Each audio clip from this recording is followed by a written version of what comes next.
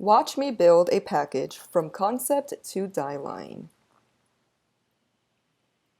So obviously the concept and the branding and the mock-up and the whole design is already done, but I just wanted to show you what it looks like to build a Dieline.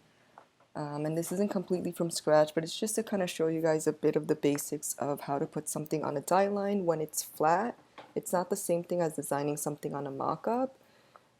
And this product is called Crunchies, and it's basically a cheese chip. And if you were to just design it on a mock-up, you would just be doing the front and the back. But when we design it on a die line like this, it's flat, right? It's the flat potato chip bag, basically, even though these are on potato chips. And as you can see here, it consists of 3 panels. So right now what I've done is I brought in some of the assets because, again, this was already designed as a mock-up. And I'm just adding them in and making sure that it's centered.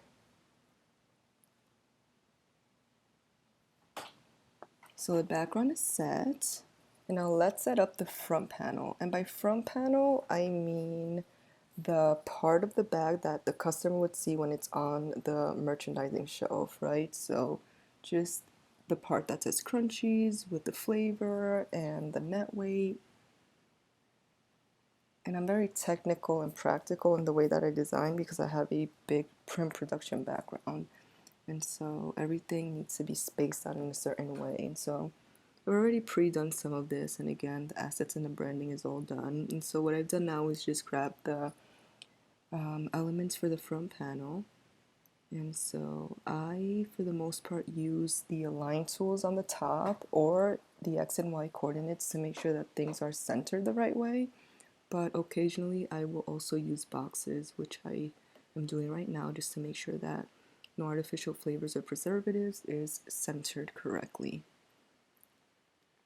And so everything else was sort of pre-done, so that's why it's more or less centered. But I am just moving some things up and down just to make sure it looks good. Another thing that's important when you're designing on a die line is your layers. Make sure you label your layers correctly, and just gonna make that a little bigger. I'm gonna center the Parmesan chip a little bit better. Just the spacing between the ingredient cheese chip and the actual chip was a bit off. So it's looking good. What do you think? Now we're on to the next panel. And on the next panel, I'm just going to highlight the icons that we have on the front in a different way. And so I already pre-designed these. And instead of just grabbing the same ones from the front, which were in circular icon forms, I already designed them in a different way, and I also added check marks to kind of guide the customer to feel engaged and kind of know how to read when they look at the back of the package.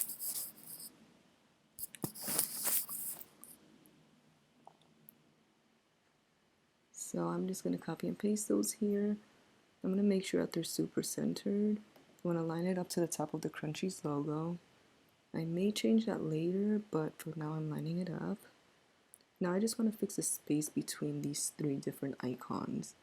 They function as a set, but they're still separate pieces of information, so I do want them spaced out a little bit.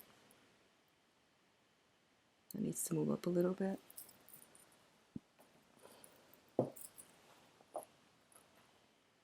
Okay, that's looking good.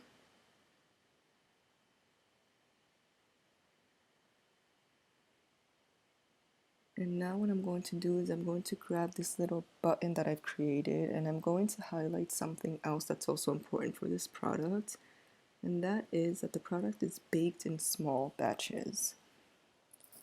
So I'm just going to fix the spacing between the words on this because it was very tight, and I'm going to make that a little smaller. I'm going to center that.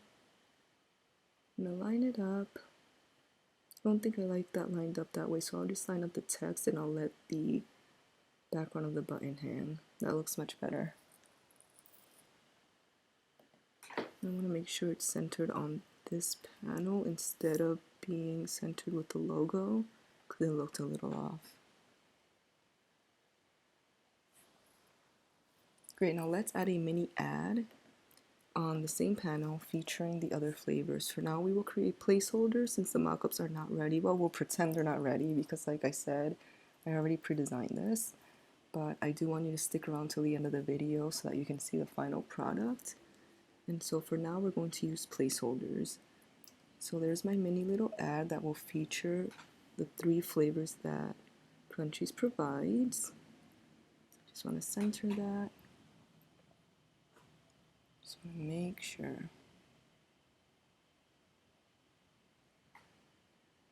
There we go, it's centered. I'm going to make sure it's centered on the orange as well. And now I'm just creating placeholders. We'll pretend that those are the 3 other flavors for now, and at the end of the video you'll see what they really look like.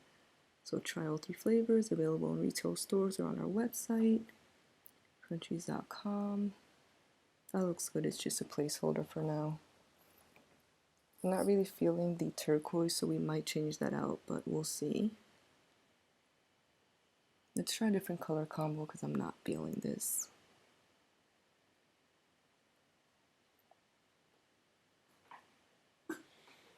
I'm just gonna make a clipping mask and copy that over, and then I'm gonna create a new one just so that I can compare it. I'm gonna invert it.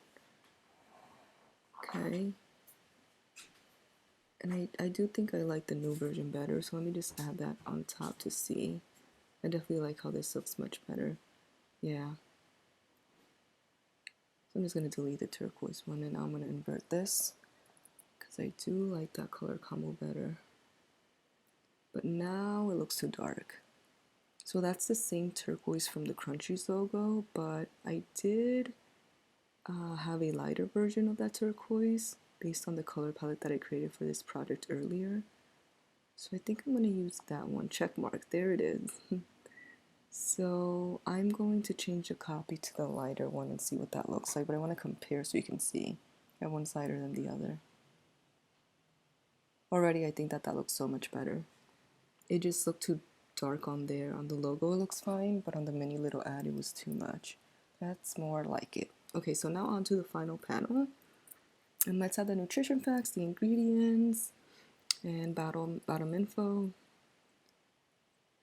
And I may add the made in small batches, baked in small batches claim again, just because it's an important claim. And in packaging, you often see things like that where certain claims are repeated if they're important. And this product is a product that caters to a specific audience, the keto community. And so the keto community is very health-minded, so those are things that are important to them. So it's common for packaging to just repeat the things that make it stand out from other products. And so baked in small batches is definitely one of those things. So we may repeat it if there's room. I do just want to make sure that the spacing is good for this. I often go back and forth with keyboard increments depending on when I'm moving. And so let's grab the bottom info, which is just the social media icons, the website info, the address, the barcode. I did pre-space some of this, but obviously I didn't set it all up, so we'll do it together. I do like everything lined up, so I'm going to line everything up with the ingredients line.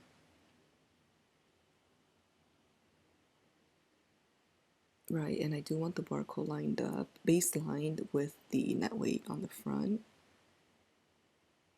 Okay, there we go. Doesn't look too bad, but I'm not really liking that, so let's move it up here. So technically the social media icons were lined to the left of the copy, but sometimes some things even if they're lined up technically, they still may look off to the eye, so that's why I kind of moved it a little bit to the left, even though it was technically centered exactly, technically aligned exactly to the ingredients copy and all the other copy, I mean. Yeah, so I just want to make sure that's lined up well. That doesn't look bad. It's looking good. So I will repeat the baked in small batches under the ingredients. It's an important claim that can appeal to a customer, so let's grab it and slap it under the ingredients.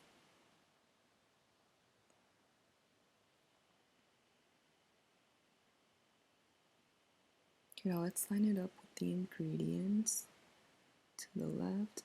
So I actually don't like how that looks, so I'm going to line up the type with the ingredients, and I'll allow the button, the background button, to hang, just to hang off. I think that'll look better. Here I am changing my keyboard increments again. Okay, now I'm going to use my align tools on the top. Perfect, I do think that looks better. Each vendor does have their own specification, and it always depends on different factors such as the type of die line, whether there's a cut or a fold, and other factors. But as a baseline, just to be safe, I do like to use 0.125 inches when I don't have vendor info right up front. That may be a bit generous actually, as some vendors do allow for a much tighter safety, but it does depend on so many things. If it's a cut, it's definitely wider than when it's a fold, because you don't want anything to be cut off, right? But if it's a fold, there's more room for that usually. But wow, perfect total accident. It was actually 0.125 inches from the fold, and I didn't do it on purpose. Okay, so here is the final product. I hope you enjoyed watching me build out this die line. Here it is, and those are the 3 flavors. Ta-da! And here is the final packaging on the die line, as well as a mock-up of the front and the back. In order to be a strong designer, it's important to understand the die line. My print production experience has taught me so much, for real. Now let's see the mock-up now. There it is. Crunchies, the 1-ingredient cheese chip. Parmesan, our original customer favorite chip. Low carb keto, 100% cheese, no gluten. Thank you so much for watching. You have a great day.